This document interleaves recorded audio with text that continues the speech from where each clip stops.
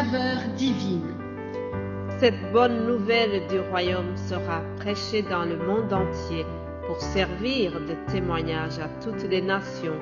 Alors viendra la fin.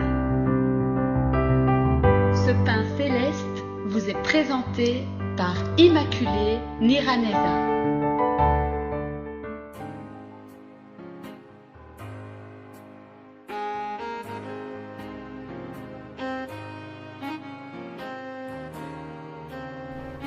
Tu m'as ébloui par tes mélodies, tu m'entoures d'un chant d'amour, chant de délivrance devant mes ennemis. Toutes mes craintes s'enfuient. Je ne suis plus esclave de la peur. Je suis enfant de Dieu. Je ne suis plus esclave de la peur. Je suis enfant de Dieu. Je ne suis plus esclave de la peur. Je suis enfant de Dieu. Alléluia. Je ne suis plus esclave de la peur. Je suis enfant de Dieu. Déclare-les, chers amis, chères sœurs, chers frères qui m'écoutent en ce moment, si tu es devenu enfant de Dieu. Tu es béni. Alléluia. Aujourd'hui, chers amis, j'ai comme titre qui dit « Jésus-Christ est venu pour que nous devenions enfants de Dieu ». Vous savez le thème de la semaine. On est parti de cette question qui dit « Pourquoi est-ce que Jésus-Christ est venu dans le monde ?» Lisons la parole de Dieu. Évangile selon Jean, premier chapitre, au verset 9, je lis ceci. Cette lumière était la véritable lumière qui, en venant dans le monde, éclaire tout homme. Elle était dans le monde et le monde a été fait par elle et le monde ne l'a point connue. Elle est venue chez les siens et les siens ne l'ont point reçu.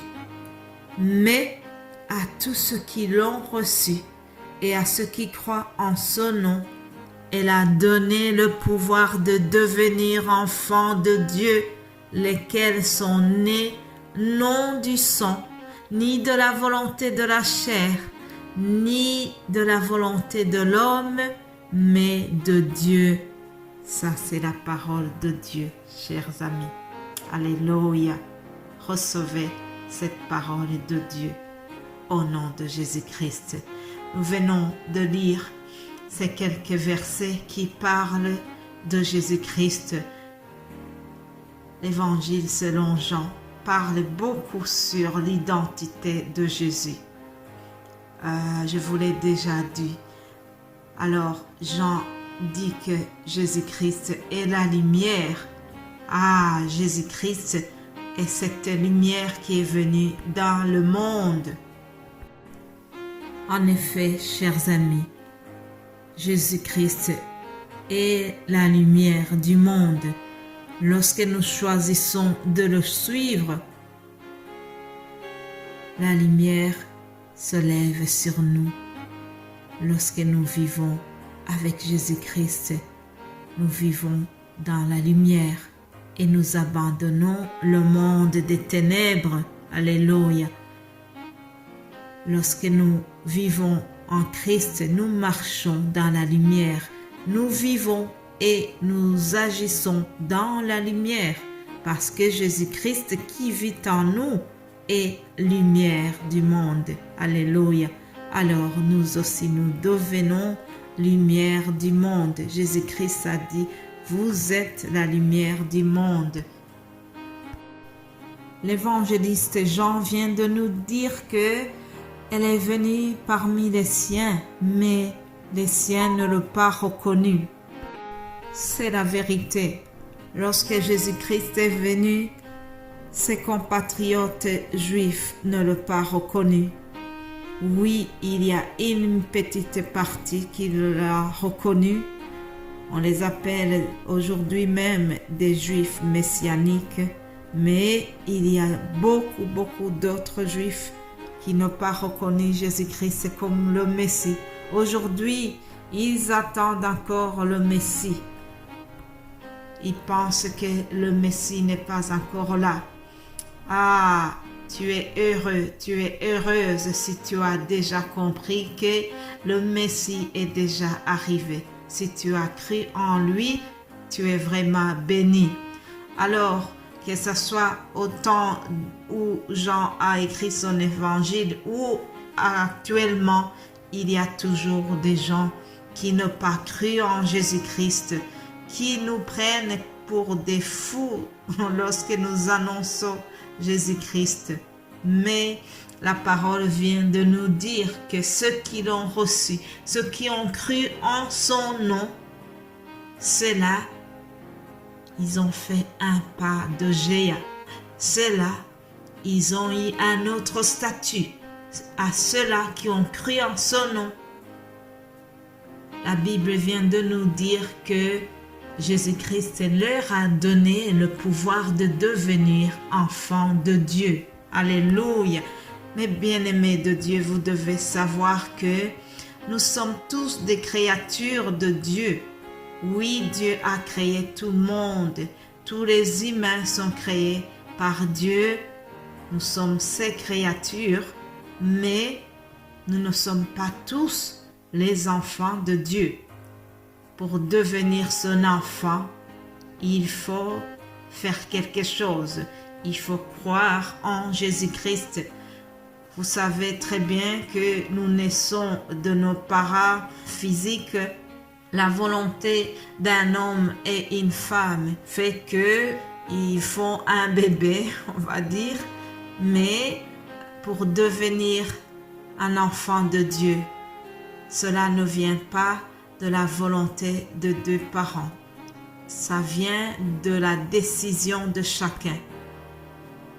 Il y a une décision à prendre. Quand nous naissons physiquement, nous n'avons pas contribué nécessairement à cet événement. Nous n'avons pas décidé de cela. C'est quelque chose qui nous arrive. Parfois, il y a même des enfants qu'on appelle qu'ils sont non désirés. Ah, ça veut dire que les parents n'avaient pas nécessairement fait ce projet. Il y en a malheureusement aussi qui naissent après un viol, malheureusement. Cela arrive aussi. Mais pour naître de Dieu, il y a une décision à prendre. C'est le choix que quelqu'un doit faire une fois qu'il a cru en Jésus-Christ. Oui, nous sommes là pour enseigner. Nous prêchons la parole de Dieu et normalement, le Saint-Esprit fait une action dans les cœurs des gens. Alors, après avoir entendu la parole, il y a une foi qui naît dans le cœur des gens. Oui, la foi vient de ce qu'on entend et ce qu'on entend, c'est la parole de Dieu. Alors, une fois qu'on a cru en la parole, qu'on a cru en Jésus-Christ qui est annoncé dans la parole, on prend la décision de devenir enfant de Dieu. Alléluia. Je voudrais terminer en te posant cette question. Est-ce qu'un jour, tu as cru en Jésus-Christ? Est-ce qu'un jour, tu es devenu enfant de Dieu? Si cela n'est pas encore fait, je te le souhaite vivement. Reçois Jésus-Christ. Deviens un enfant de Dieu. Ne te contente pas seulement d'être une créature de Dieu, mais deviens aussi enfant de Dieu.